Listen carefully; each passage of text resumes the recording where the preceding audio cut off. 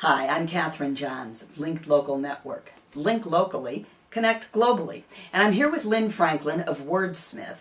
And as you might guess, she smiths the words. So we're going to find out a little bit about business writing, some tips for you, and what Lynne does for her clients. So to start me off, well, welcome, I should say that first. Thank you, Catherine. And then start me off with some of the things that you would suggest that people do to improve their business writing.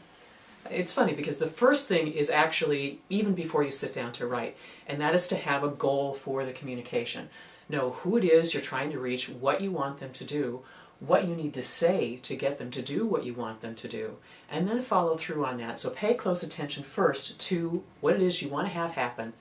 And I'm a neuroscience nerd, which means that I pay attention to how the brain works, and one of the important things to know about neuroscience is that once you put a goal in your mind, even if you're not thinking about it consciously, you're thinking about it unconsciously. So your mind is going ahead and thinking, well, if this is my goal, these are the sorts of things I need to have happen to do that, to achieve my goal.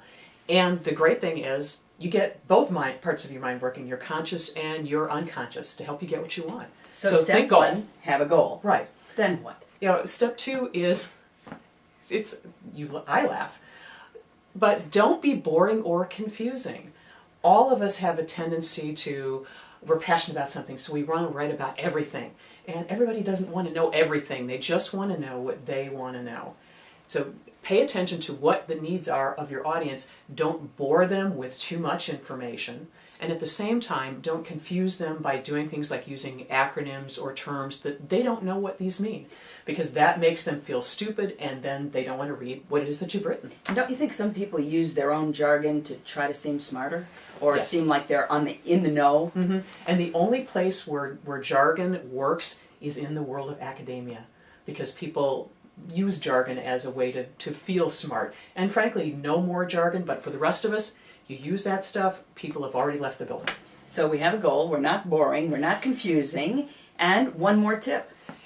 Be as concise as you can. I have a bunch of writing rules, and one of them is what I call the few, the proud rule, which is that most writing could benefit from more thought and fewer words. The first draft, write down everything you want to have in there, and then go back and be merciless with your writing. Make sure that you're pulling out all those extra words, things like cliches, like in terms of or enclosed please find. All of these things, we read this stuff and our brain takes a vacation, and we figure if the person is using cliches, then the information here isn't all that important. You remove that kind of stuff, it already tightens up your writing. Now you just said something important about put it all on the page and then go back and edit mercilessly. Mm-hmm. One of the things that plagues me is a tendency to edit while I write. So I'm typing away and my brain is going, oh wait, don't say that, put that there, move that there. And it's very paralyzing. There's a wonderful technique you can use, and it's called free writing.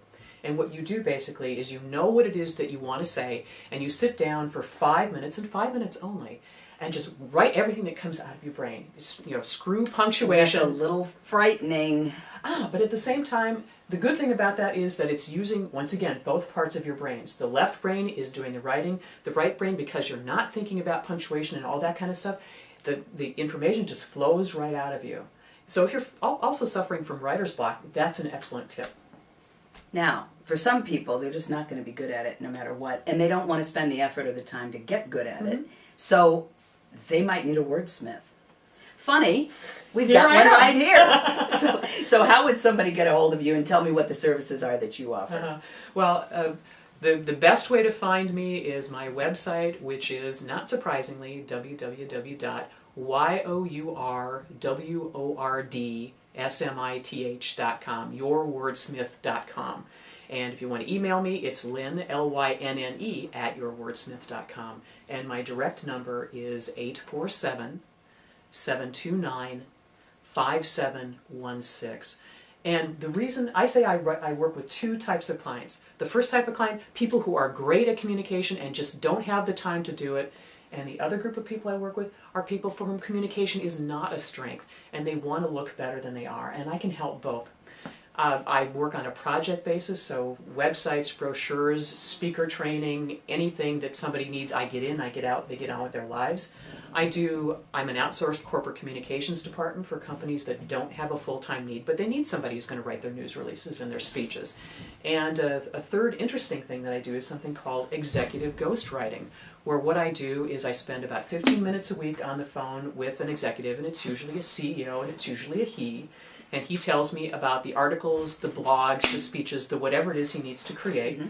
He goes away, does business, and has a life. I write whatever it is that he needs in his voice. He tweaks it and uses it, and I say, give me 15 minutes a week, and I will give you hours back. Does it ever bother you that you don't get the credit for that? No, because Really? the fun part is the creating part. And frankly, it's like method acting. I get to become the person I'm doing the writing for. Fabulous. Tell us the website one more time. YourWordsmith.com. And you're Lynne Franklin. Of Wordsmith. And I'm Catherine Johns with Link Local Network. Link locally, connect globally.